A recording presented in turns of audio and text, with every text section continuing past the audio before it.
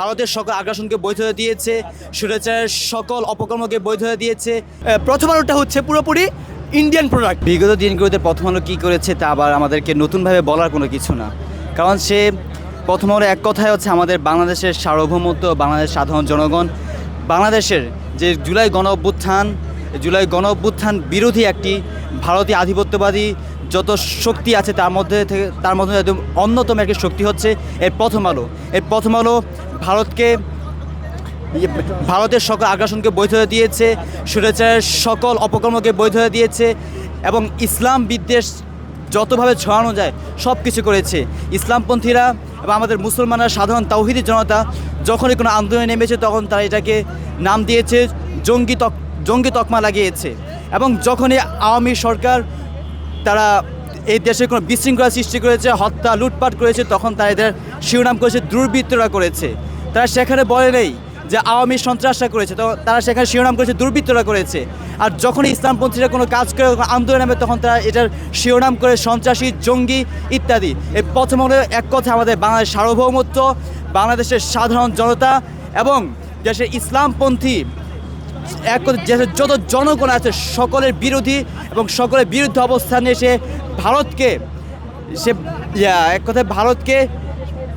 ভারতের শক্তি জুগিয়েছে, আওয়ামীপন্থীদের শক্তি জুগিয়েছে। আমরা চাই প্রথম আলো আজকে শুনে হচ্ছে ভবন ভাঙা নয়, প্রথম লাইসেন্স বাতিল করতে হবে বাংলাদেশ থেকে।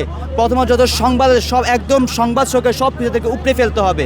এটা আমাদের প্রত্যাশা। আমরা আশা করি আমাদের যারা বিপ্লবীরা এখনও মাঠে আছে, আমরা যারা আছি, আমরা আগামী দিনেই এই প্রথম আলোর একদম গোড়া সহকারে সব কিছু উপড়ে ফেলবো এবং বাংলাদেশ সরকারের কাছে এটা আমাদের আবেদন, এটা জনগণের কাছে আমাদের প্রত্যাশা। বিগত দিনগুলোতে সর্বশেষ যে নিউজটা আসছে এটা তো আপনারা দেখছেনই, যে হাদি ভাইকে নিয়ে ওরা কী নিউজটা করছে।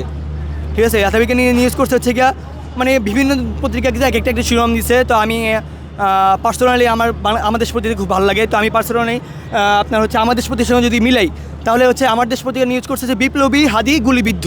ঠিক আছে, বিপ্লবী হাদি মানে বিপ্লবী এটা মানে ইয়ে করছে। আর আপনার প্রথম আলো নিউজ করছে হচ্ছে মানে সম্ভাব্য ঢাকা সম্ভাব্য 8 আসনের সম্ভাব্য প্রার্থী গুলিবিদ্ধ।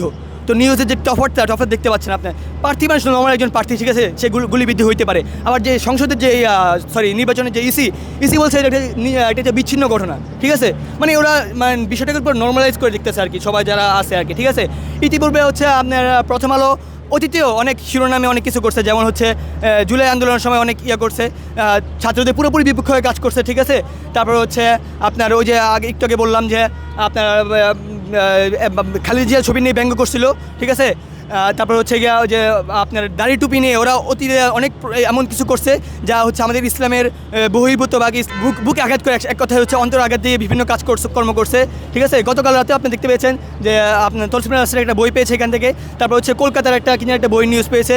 তো যাই আমরা পুরোপুরি বলে দিচ্ছি যে আমরা সবাই জানি এখানে যে প্রথম আলোটা হচ্ছে পুরোপুরি ইন্ডিয়ান প্রোডাক্ট এবং ইন্ডিয়ান, এটা পুরোপুরি ভারতীয় দালালি করে।